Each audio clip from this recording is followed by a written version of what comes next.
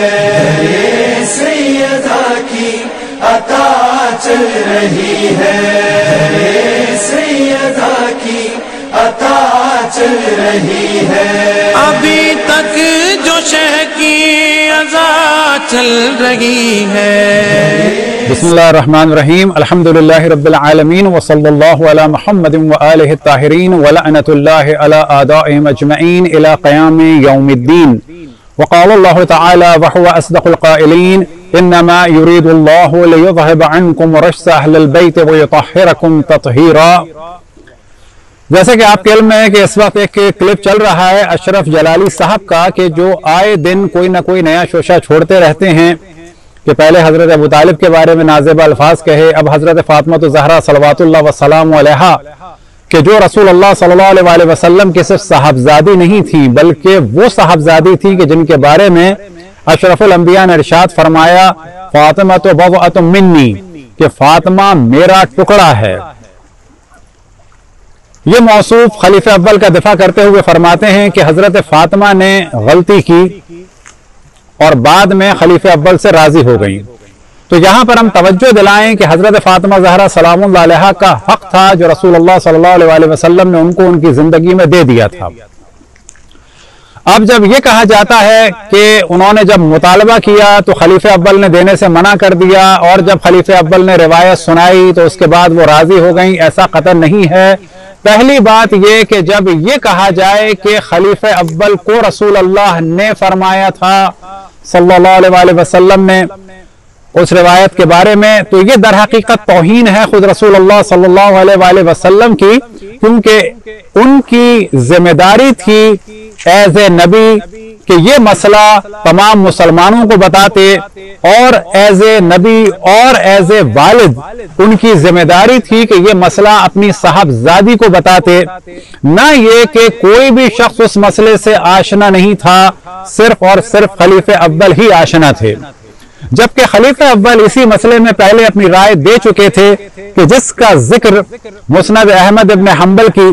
جلد نمبر 1 صفحہ نمبر 4 میں ہوا، اور وہ روایت یہ ہے کہ حضرت فاطمہ سلام اللہ علیہا نے ابو بکر کے پاس بھیجا اپنا ایک نمائندہ، اور روایت یہ ہے، ارسلت فاطمہ الی ابی بکر انت ورثت رسول اللہ صلی اللہ علیہ وآلہ ام اہلہ، کیا تم وارث بنو گے رسول اللہ صلی اللہ علیہ وسلم کے وارث بنے یا ان کے اہل؟ فقال لا بل اہلہ،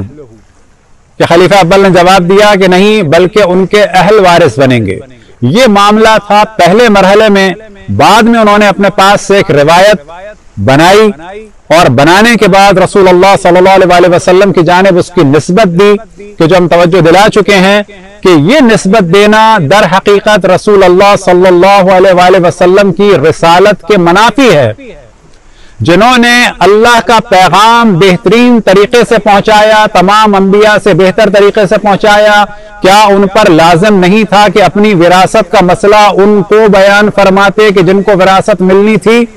لیکن اگلا سوال ہم یہ کریں گے کہ اگر جناب فاطمہ سلام اللہ علیہا کو وراثت نہیں ملنی تھی، جیسا کہ خلیفہ اول نے ایک روایت بنانے کے بعد رسول اللہ صلی اللہ علیہ وسلم سے منسوب کی، اور آج ان کے ماننے والے اس روایت کو صحیح قرار دے رہے ہیں، تو ہم سوال یہ کریں گے کہ اگر حضرت فاطمہ کو میراث نہیں ملنی تھی تو خلیفہ اول کی بیٹی کو اور خلیفہ دوم کی بیٹی کو میراث کیسے ملی؟ کیونکہ وہی میراث کہ جس کا وہ دعویٰ کرتے ہیں کہ کسی کو نہیں مل سکتی، وہ حضرت عائشہ کو ملی کہ جو خلیفہ اول کی بیٹی تھی، اور اسی کمرے میں خلیفہ اول دفن ہونے سے پہلے انہوں نے اجازت چاہی اور حضرت عائشہ کی اجازت سے وہاں پر دفن ہوئے۔ اسی کمرے میں خلیفہ دوم نے اپنی موت سے پہلے ان سے اجازت مانگی اور حضرت عائشہ کی اجازت سے وہ وہاں پر دفن ہوئے، اور اسی کمرے کی زیارت کے لیے، قبر مطہر کی زیارت کے لیے امام حسن علیہ السلام کے جسم اطہر کو لایا جا رہا تھا، اور حضرت عائشہ نے ممانعت کی، مخالفت کی، یہاں تک کہ تیر چلے۔ تو سوال یہ پیدا ہوتا ہے کہ اگر بیٹی کو میراث نہیں ملنی تھی، یعنی اشرف الانبیاء کی بیٹی کو میراث نہیں ملنی تھی، تو خلیفہ اول کی بیٹی کو یعنی زوجہ رسول کو کس حساب سے میراث ملی؟ اگر زوج رسول کو میراث ملنی تھی تو پھر دختر نبی کو بھی میراث ملنی چاہیے تھی، اور اگر یہ روایت تھی کہ ہم کچھ نہیں چھوڑتے اور جو ہوتا ہے وہ صدقہ ہوتا ہے، تو پھر جب حضرت فاطمہ کو میراث نہیں ملی تو حضرت عائشہ کو بھی نہیں ملنی چاہیے تھی، اور وہ کمرہ کہ جس میں اشرف الانبیاء دفن ہوئے وہ تمام مسلمانوں کا ہونا چاہیے تھا، اس میں حضرت عائشہ کی اجارہ داری، اس میں حضرت ابوبکر کا دفن ہونا، اس میں حضرت عمر کا دفن ہونا سراسر غلط تھا۔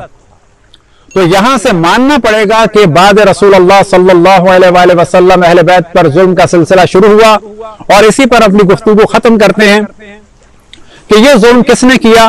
کس نے نہیں کیا، لیکن اتنی بات کنفرم ہے کہ اہل بیت پر ظلم ہوا۔ تمام مسلمانوں کو یہ سوچنا چاہیے کہ اشرف الانبیاء کے بعد جو ظلم کا سلسلہ ہوا وہ بڑھتے بڑھتے یہاں تک پہنچا کہ نبی کی نواسیوں کی چادروں کو چھینا گیا اور نبی کی نواسیوں کو اسیر کیا گیا، نبی کے نواسے کو قتل کر کے سر نوک نیزہ پہ بلند کیا گیا۔ آج یہ نسبت دی جاتی ہے کہ یہ کام شیعوں نے کیا۔ ہم یہ درخواست کرتے ہیں تمام مسلمانوں سے تحقیق کریں، اہل بیت کا ساتھ دیں، جنہوں نے بھی اہل بیت پر ظلم کیا ان پر لعنت بھیجیں۔ خدا، رسول اور ملائکہ کی اور تمام مومنین جن و انس کی لعنت ہو ہر اس شخص پر کہ جس نے اہل بیت سے بغض رکھا، اہل بیت پر ظلم کیا، اہل بیت پر ظلم کے لیے راہوں کو ہموار کیا، اور ہر اس شخص پر کہ جو اس ظلم کو جانتا ہو اور چھپاتا ہو۔ خداوند تبارک و تعالیٰ سے دعا ہے کہ ہمیں اپنے رسول، اپنے حجتوں، خصوصاً امام زمان علیہ السلام کی معرفت اور اطاعت کی توفیق عطا فرمائے۔ وصلی اللہ علی محمد وآلہ الطاہرین۔ میرے ساتھ کرب و بلا چل رہی ہے، سیدہ کی عطا چل رہی ہے، سیدہ کی عطا